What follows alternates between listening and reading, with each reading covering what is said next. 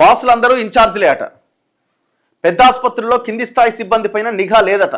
పర్యవేక్షణ కొరబడి రోగుల ఇక్కట్లు. అంటే ఆసుపత్రిలో ఉన్నటువంటి ఈ మేజర్ ఆసుపత్రులు ఉన్నాయి కదా, ఎంజిఎం, ఉస్మానియా, గాంధీ, ఇంకోటి పెద్ద ఆసుపత్రిలో ఉన్న సూపరింటెండెంట్లు మొత్తం ఇన్ఛార్జ్లే ఉన్నారట.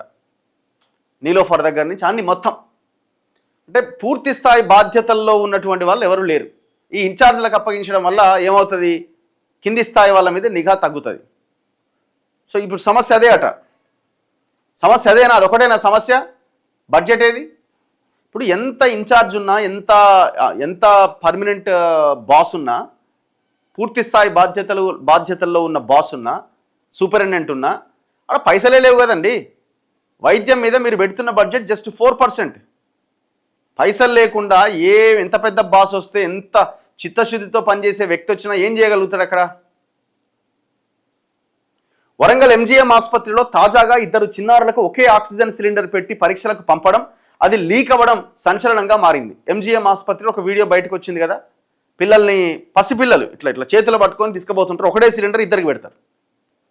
ఎందుకు ఇంత నిర్లక్ష్యం? నిర్లక్ష్యం ఏంటంటే ఈ ప్రభుత్వ హాస్పిటల్ నడవాలి అన్న ఆలోచన ప్రభుత్వానికి లేదు. ఎందుకంటే ఇవన్నీ బాగా నడిస్తే ప్రైవేట్ హాస్పిటల్కి పోరు కదా.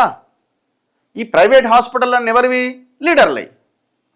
అప్పుడు యశోద, ఇప్పుడు మెడికోవర్, అంతే కదా. అప్పుడు యశోద పంట పండింది, ఇప్పుడు మెడికోవర్ పంట పండుతున్నది. అంతకు మించి ఇక్కడ ఏమైనా కనిపిస్తున్నదా?